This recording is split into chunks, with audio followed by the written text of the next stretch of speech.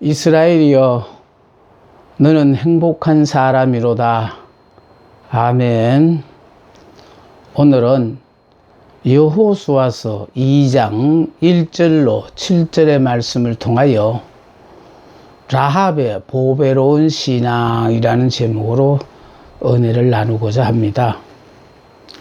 어느 문화영화에서 본 이야기입니다. 갑자기 방에서 꼬마의 울음소리가 났습니다. 놀란 식구들이 달려가 보니 꼬마가 항아리 속에 자기 손을 집어넣고는 빼지를 못해서 울고 있습니다. 그 항아리는 가정마다 흔히 있는 평범한 것이 아니라 그 집 가문 대대로 내려오는 아주 귀중한 가보로서 그 아이만큼이나 귀중한 것입니다. 그래서 식구들은 가급적 그 항아리를 상하지 않고 꼬마의 손을 빼내려고 최선의 방법을 강구해 봤으나 별다른 묘책이 없어서 의사까지 동원을 했습니다. 항아리를 깨트릴 것인가? 아니면 아이의 손목을 자를 것인가? 결정을 내려야 하는 상황에 처했습니다. 한참 동안의 시간이 흐른 후에 항아리를 깨트리기로 결정을 했습니다. 항아리가 아깝기는 했으나 그렇다고 그 아이의 손목을 자를 수는 없었기에 하는 수 없이 방망이로 그 항아리를 깨트렸습니다. 사람이 살아가는데도 이처럼 이것을 택할 것이냐 아니면 저것을 택할 것이냐 양단 간에 결단을 내려서 어느 하나는 미련 없이 버려야 자기에게 유익이 될 뿐 아니라 목적을 향하여 나아갈 수가 있습니다. 그런데 얼마나 많은 사람들이 그들의 가치관의 판단이 잘못되어서 또 우유부단한 성질 탓으로 이쪽과 저쪽 양다리를 걸치고 재주를 부리며 살아갑니다.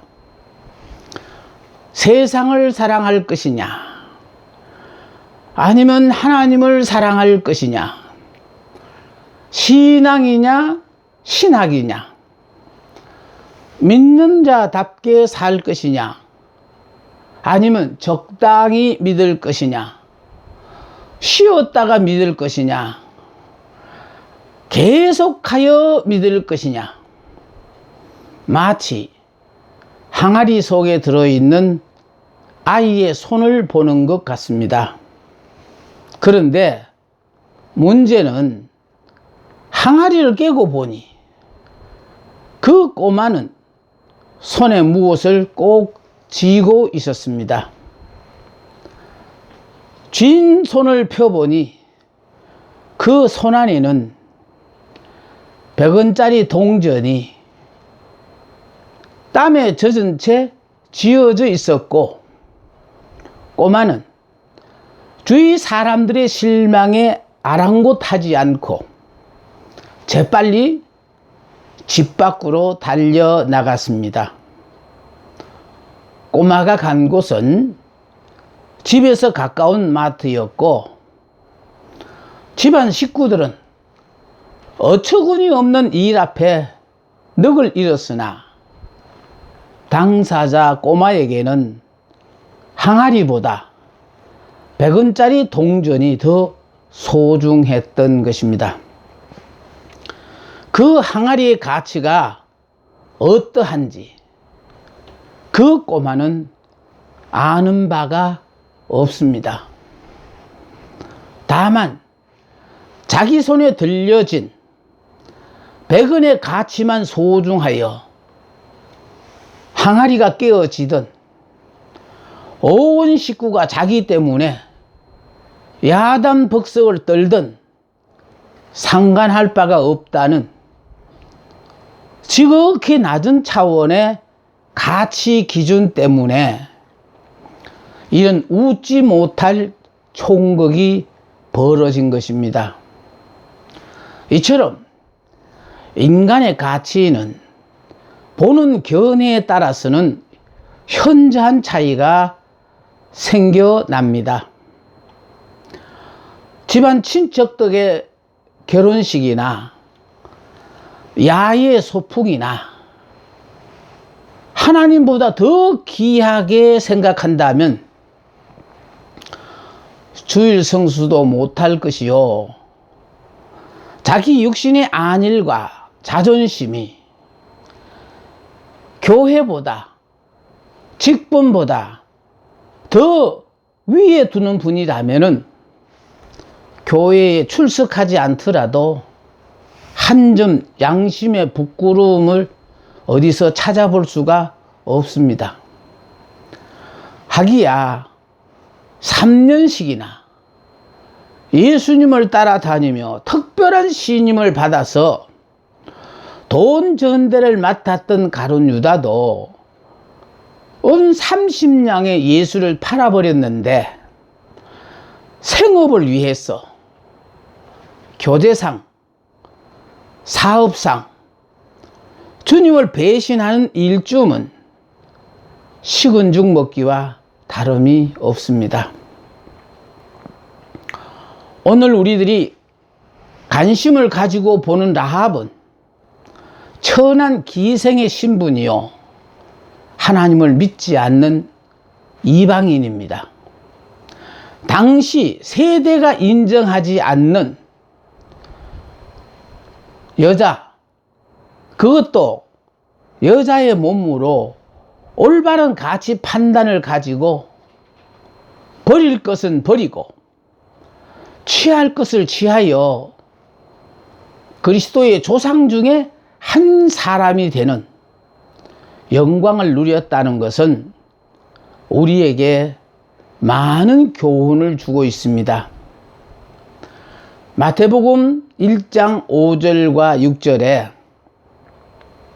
살모는 라합에게서 보아스를 낳고 보아스는 룻에게서 오벳을 낳고 오벳은 이새를 낳고 이새는 다윗 왕을 낳으니라고 했습니다.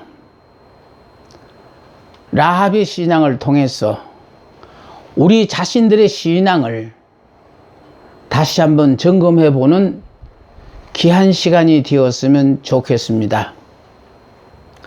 첫 번째로, 신앙은 목숨을 건 투쟁입니다. 라합이 의도적으로 불러들인 사람들이 아니라 갑자기 자기 집에 숨어든 적국 이스라엘의 두 정탐꾼들을 숨겨줄 것인가, 아니면 그들을 고발하여 큰 상을 받을 것인가 결단해야 하는데 그 시간이 그렇게 넉넉하게 주어지지 않았다는 것입니다. 그런데 기생 라합은 조금의 망설임도 없이 이미 숨겼다는 것은 자기의 목숨까지 걸어야 하는 매우 위험한 모험이었습니다. 이스라엘의 정탐꾼들을 숨긴다는 것은 여리고성에서는 도저히 용서받지 못할 반역적인 행위입니다.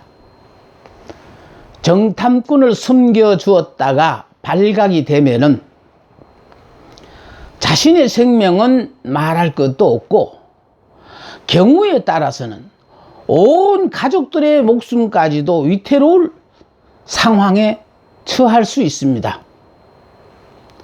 라합의 이런 행위는 오늘을 살아가기 위해서 호구지책의 방법이 아니라 내일을 내다볼 줄 아는 지혜가 있었기 때문입니다.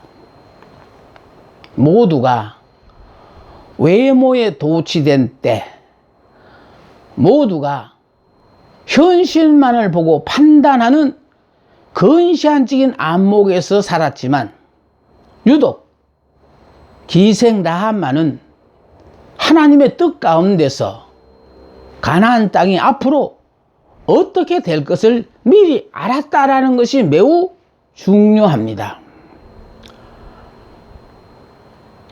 9절에 보면은 말하되 여호와께서 이 땅을 너희에게 주신 줄을 내가 아노라. 우리가 심히 두려워하고 이 땅 주민들이 다 너희 앞에서 간담이 농나니 한 것으로 보아서, 라합은 하나님께서 이스라엘에게 가나안 땅을 이미 주신 줄로 확신을 했습니다.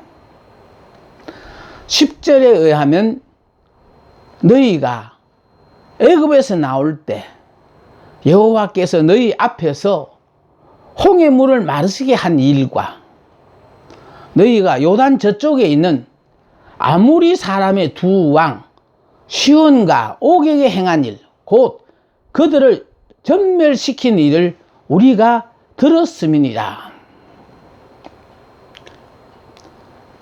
이 말은 지금까지 하나님께서 그 권능에 의하여 이스라엘을 구원하신 사실을 확신했다는 신앙 고백이 되겠습니다. 뿐만 아니라 11절을 보면은요, 여호와께서만 천지를 주장하시는 유일하신 참 하나님이시라고 믿었고, 두 첩자를 숨겨준 대가로 내 부모와 남녀 형제와 무릇 모든 자를 살려주는 진실한 표를 얻었고, 12절부터 14절에는 여호와의 이름으로 맹세함이 중요한 줄도 믿었습니다. 이것은 자기의 구원 문제가 여호와의 이름에 달렸다고 생각한 신앙이요, 하나님의 행사를 듣고 그대로 믿어버린 신앙입니다. 신앙은 단지 이론으로 멈추는 것이 아니라 라합처럼 필요한 경우에는 위험을 무릅쓰고 전진해야 합니다. 오늘 본문 3절에 라합에게 전달된 것은 왕의 명령이었습니다. 그러니만큼 라합의 신앙된 투정은 생명을 돌보지 않았음을 발견할 수가 있습니다. 자기들이 섬기는 왕도 두려워하지 않았다는 것이죠. 참된 신앙은 세상 권세에 굴종하는 것이 아닙니다. 생명을 거는 것까지의 투쟁이며 한 목표를 위한 진행입니다. 그런데 안타까운 일은 얼마나 많은 성도들이 황금 앞에 변절하고 위협 앞에 배도하는 자가 되는지 모릅니다. 하찮은 술 한 잔, 담배 한 모금, 단돈 몇 푼의 신앙을 헌시짝처럼 버리는 성도들이 있다는 슬픈 소식을 듣습니다.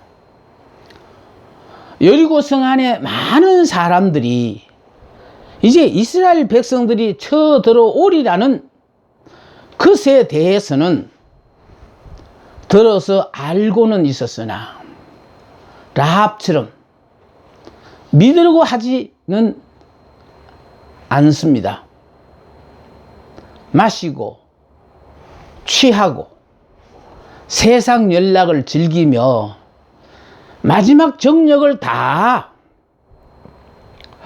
태우지 못하여 발부정이라도 치는 양, 현대 교인들도 자기 생활에 얽매여서 신앙생활을 덩하니 하고 있습니다.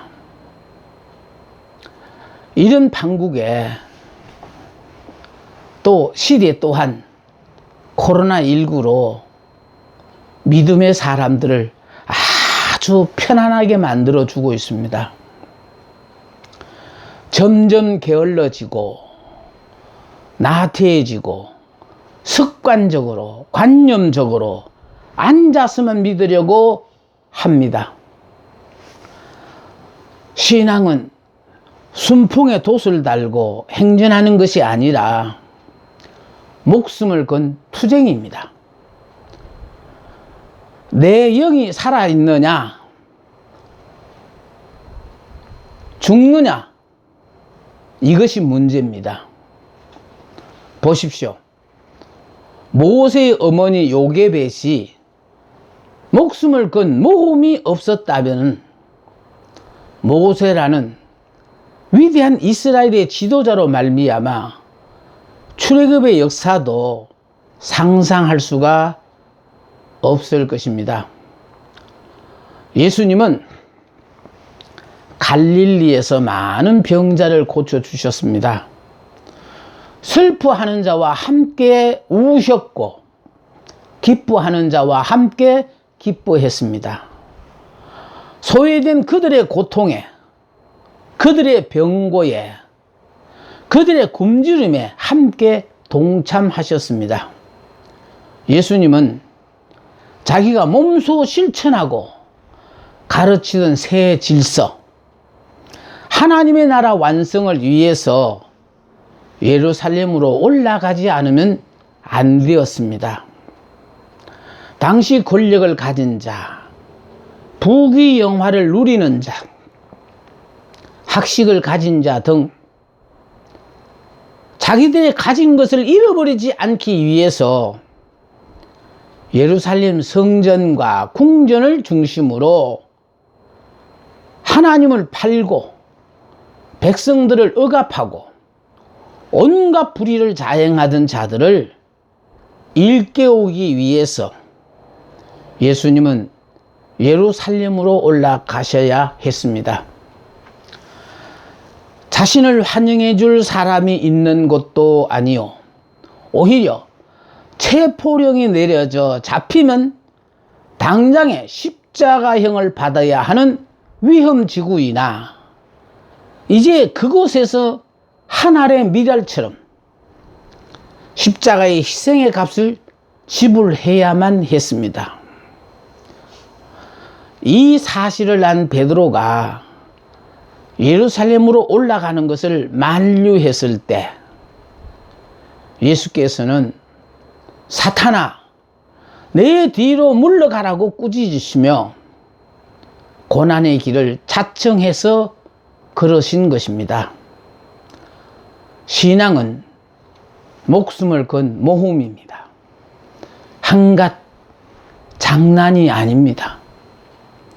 사드락과 메삭과 아벳느고는 상대가 강대국의 왕이요, 자신을 피압박 민족의 포로일지라도 느부갓네살 왕이 만든 신상 앞에 비굴할 수 없었다는 것은 신앙의 정지를 위해서 그들은 죽음을 두려워하지 않았기 때문입니다. 거리가 조금 멀어졌다는 것 때문에, 조금 바쁘다는 것 때문에, 조금 피곤하다는 것 때문에 신앙의 정들을 송두리째 팔아먹는 가룟 유다가 되어서는 아니 될 것입니다. 두 번째, 라합의 신앙에서 우리는 그리스도의 사랑을 발견할 수가 있습니다. 10원의 동전을 놓치지 않기에 항아리를 깨트리게 한 꼬마의 행위가 잘못된 것이라고는 말할 수 없습니다. 무지에서 오는 아주 낮은 차원의 가치입니다. 그런가 하면은 19대의 가치관은 꼬마를 사랑하는 마음이었습니다. 만약 꼬마보다는 항아리의 가치를 더 높게 생각했다면 그 꼬마의 손목은 잘려지고 마는 불행을 겪어야 했습니다. 인간의 생명보다는 눈앞의 돈이 더 소중할 수 없습니다. 그 항아리의 값어치가 몇백, 몇천만 원에 달한다 하더라도 꼬마의 손목만큼은 못하다는 것입니다. 그런데 현실에 급급한 미련한 성도들은 미래보다는 현실을, 영혼의 풍성함보다는 육신의 부요를 위해서 꼬마의 손목을 자르는 것과 같은 잔인한 행위도 스슴치 않고 행한다는 것입니다. 사랑하는 자녀들에게, 믿음 안의 어린 성도들에게 보이는 본이라고는 교회에 대해 불평하고 주일도 지키지 않으며 이곳저곳 돌아다니며 문제만 일으켜 놓습니다. 나 하나가 바로 서지 못하게 되면 나를 바라보는 많은 사람들이 실족할까 염려하는 마음과 도의적인 책임도 느끼지 못합니다. 이처럼 그리스도의 사랑을 입으로는 외칠지는 모르나 행위로는 나타내지 못하는 사람이 너무 많습니다. 라합의 신앙은 이스라엘의 정탐꾼을 자기 집에 숨겨진 것으로 끝나지 않고 창문 밖으로 붉은 줄을 내려 탈출시키고 또다시 그들 앞길의 안전 보장을 위해서 방법까지 제시해 주었습니다. 16절에 라합이 그들에게 이르되 두렵건대 뒤쫓는 사람들이 너희와 마주칠까 하노니 너희는 산으로 가서 거기서 사흘 동안 숨어 있다가 뒤쫓는 자들이 돌아간 후에 너희의 길을 갈지니라. 시종일관의 자세하였고 또 철저했습니다. 누구처럼 자기 맡은 직분도 내팽개치고 나 몰라라 하며 자기 자리까지도 비우는 사람이 아니라 마치 선한 사마리아 사람이 강도 만난 이웃을 끝까지 돌봐준 것 같이 그리스도의 참 사랑을 나타냈습니다. 십자가에 못 박혀 죽기까지 우리를 사랑하신 주님이십니다. 라합은 이스라엘의 첩자들을 살리기 위해서 자기의 목숨을 걸었습니다. 우리들은 내 속에 와 계신 그리스도를 위해서 목숨을 바치기는커녕 새벽 단잠의 시간을 하나님을 위해 드릴 수 없다면 이는 참으로 부끄러운 일입니다. 주일 하루만이라도 온전히 성수할 수 있어야 되겠습니다. 그 많은 재물 중에 10의 1도 하나님 앞에 드리기가 망설여진다면 여러분의 신앙에 문제가 있습니다. 본문의 라합은 비록 기생의 몸이었지만 거룩한 행위로 그리스도의 사랑을 나타냈던 것입니다. 목숨 걸고 얻어진 행운 앞에 라합은 자기를 위한 기회로 선용하지 않았습니다. 자비를 베푼 자는 보상을 받아도 당연한데 그는 자기의 출세나 금은 보화, 기타 자기를 위해 구하지도 않았습니다. 12절과 13절에 내가 너희를 선대하였은즉 너희도 내 아버지 집을 선대하도록 여호와로 내게 맹세하고 내게 증표를 내라. 그리고 나의 부모와 나의 남녀 형제와 그들에게 속한 모든 사람을 살려주어 우리의 목숨을 죽음에서 건져내라고 했습니다. 라합의 간구는 자기 생명뿐만 아니라 내 부모 형제, 나아가서 그들에게 있는 모든 자를 일괄적인 파멸에서 구원될 것을 요구할 뿐이었습니다.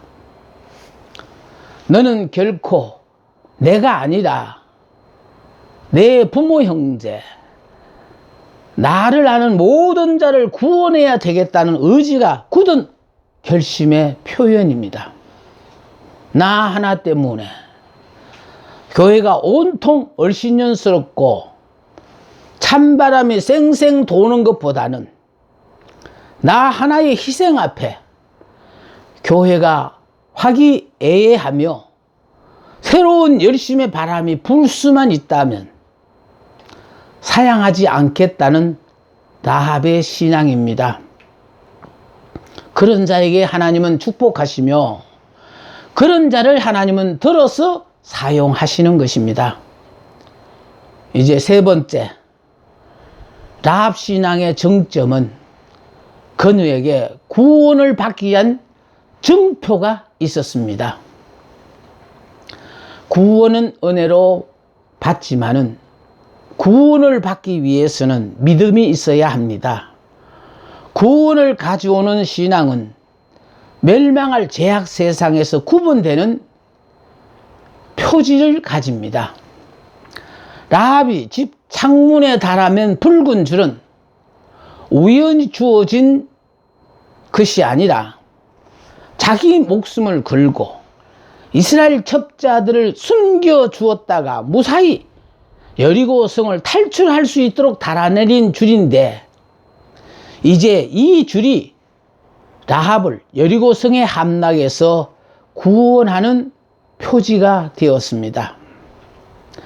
마지막 때를 살아가는 우리들에게도 이런 표지가 있어야 합니다. 붉은 줄은 그리스도로 말미암은 속죄의 피를 예표합니다. 나에게 그리스도의 속죄의 피가 있다면 염려할 것 없지만 아무리 생각해도 나는 불택자 같다고 느껴지는 자들이 문제입니다. 라합처럼 목숨을 건 신앙의 투쟁도 없었고 나 아닌 다른 사람의 영혼을 위해서 나에게 주어진 최대의 축복을 희생해본 경험이 없으시다면 그리스도가 자신을 위해 십자가에 못 박혀 돌아가셨다는 사실이 동화 속에 아득한 이야기로만 들려질 것입니다. 말세지마를 살아가는 자들에게는 라합의 창밖에 걸쳐진 붉은 줄이 없이는 살아남을 길이 없습니다. 믿음의 사람에게는 반드시 십자가의 흔적이 있어야 합니다. 십자가의 흔적이 있는 사람은 영의 사람으로 나는 죽고 예수로 사는 사람이고 십자가의 흔적이 없는 사람은 안타까운 일이지만 아직도 육의 사람, 자신이 주인으로 사는 사람, 옛 사람입니다. 이 시간도 성령의 말할 수 없는 탄식의 소리는 때를 알지니 세상의 길에서 돌이켜 하나님을 향하여 목숨을 걸 수 있는, 그러므로 십자가의 흔적을 가진 자가 되라고 주님은 이 시간도 여러분을 향하여 말씀하고 계십니다. 우리가 영의 사람, 믿음의 사람, 새 사람이 되는 것은 예수를 믿는 순간에 예수 안에서 이미 다 이루어진 일임을 여러분은 믿으시고